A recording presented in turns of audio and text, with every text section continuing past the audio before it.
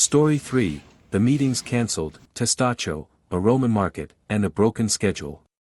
He arrived in Rome not by choice, not on his terms, a contract with a big client, a last-minute trip, a cancelled flight, lost luggage, and a sleepless night in a transit hotel where even the sheets smelled of exhaustion. Everything that could go wrong did, spectacularly. And when he showed up at 9 a.m., eyes swollen, clutching vending machine coffee, standing before the locked doors of a meeting room on the Aventine Hill, he was told the meeting was postponed to tomorrow.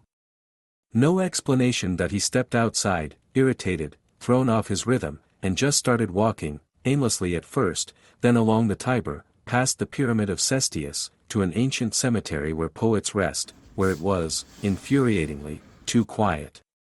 He had no task, no goal, not even a map, just a strange feeling that if he didn't break free from himself, from his calendar, from his ambitions, he'd explode. That he ended up at the Testaccio market. A typical Roman market: meat, fruit, smells, plastic, dust, loud voices.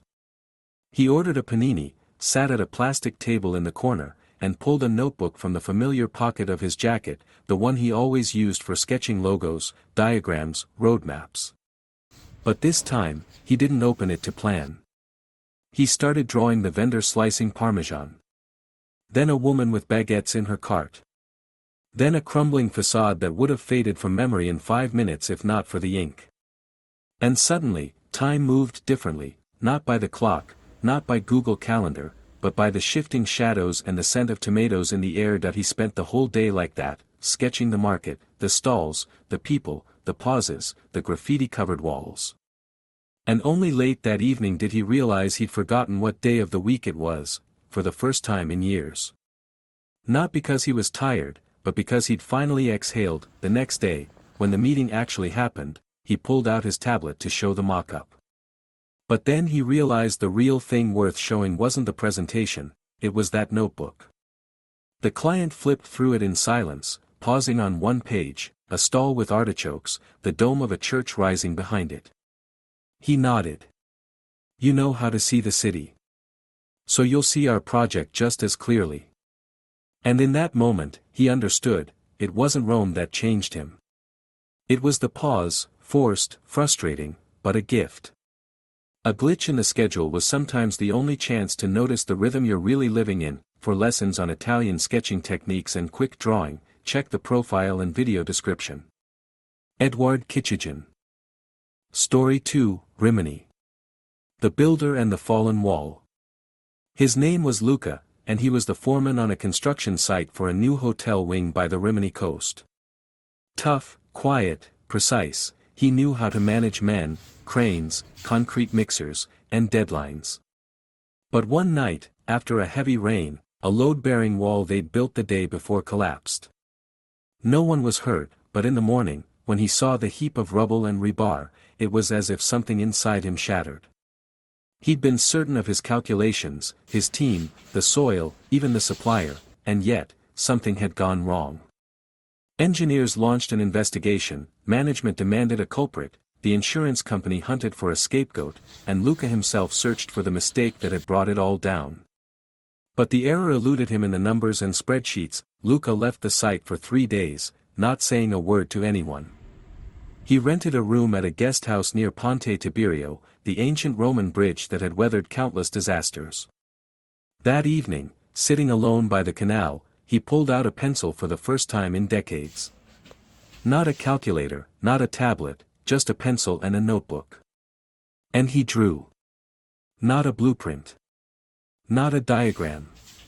But a process. A sequence, how they poured the concrete, how the upper belt held, how the supports were fixed, where the rainwater drained, how the lines of stress flowed. He drew like a mechanic, like a director, scene by scene. On the 3rd day, it hit him, a temporary brace was missing where the gravel had been washed out. No one had noticed because, on paper, it seemed trivial. But in his sketch, visual, schematic, alive, it stood out like a bone jutting through skin. He returned. He fixed it. He explained. And he began teaching the young builders not just to follow plans but to draw with their eyes, as he called it. Now, every new apprentice on his crew carries a notebook. Not for notes. For understanding. And when someone asks why he keeps a pencil in his pocket, he doesn't answer with words. He shows them a drawing of a wall that fell. And one where it stands. Between them, a single line. And his entire life, for lessons on Italian sketching techniques and quick drawing, check the profile and video description. Eduard Kichigin. Story 4, The Problem Isn't the Building, Renovation in San Lorenzo and $1 Million Mistake. He was certain he had it all figured out. An architect from Northern Europe, with a flawless portfolio, awards stacked up, Excel sheets down to the decimal, and a team that calculated every detail. He arrived in Rome to lead the renovation of an old complex on the edge of San Lorenzo, former barracks they wanted to transform into an art cluster, a new community hub, a beacon of progress and energy. The funding came from the EU, the deadlines were brutal, and the pressure was unrelenting. Trouble started right away.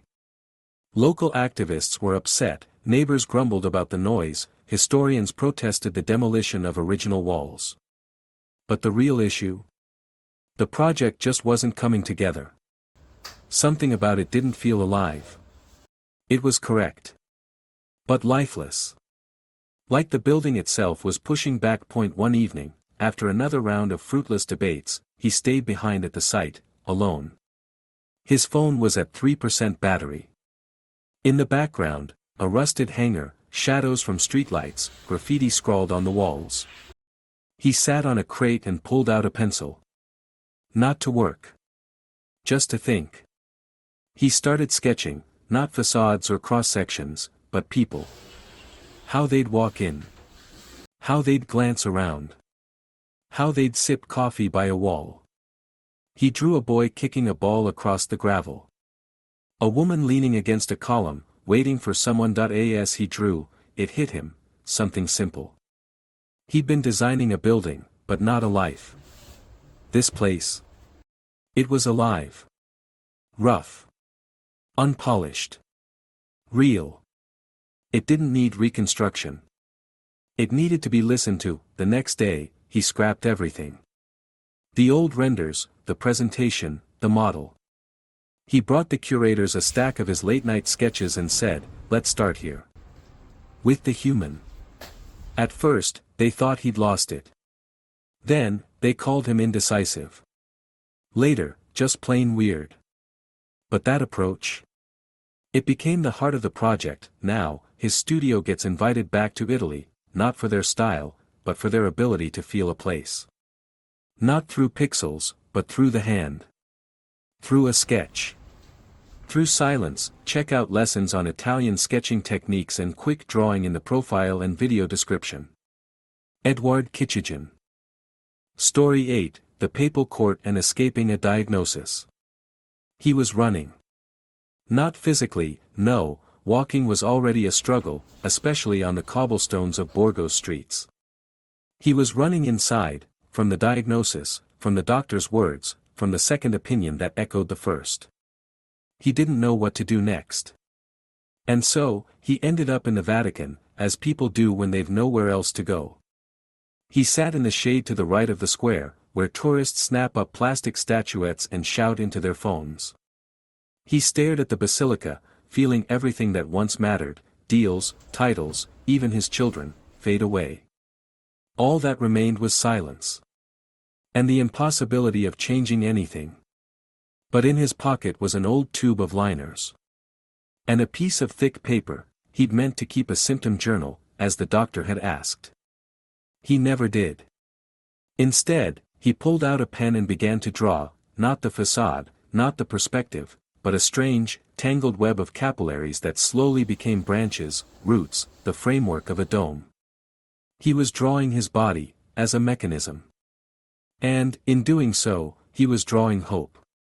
With every line, he began to see not destruction, but structure.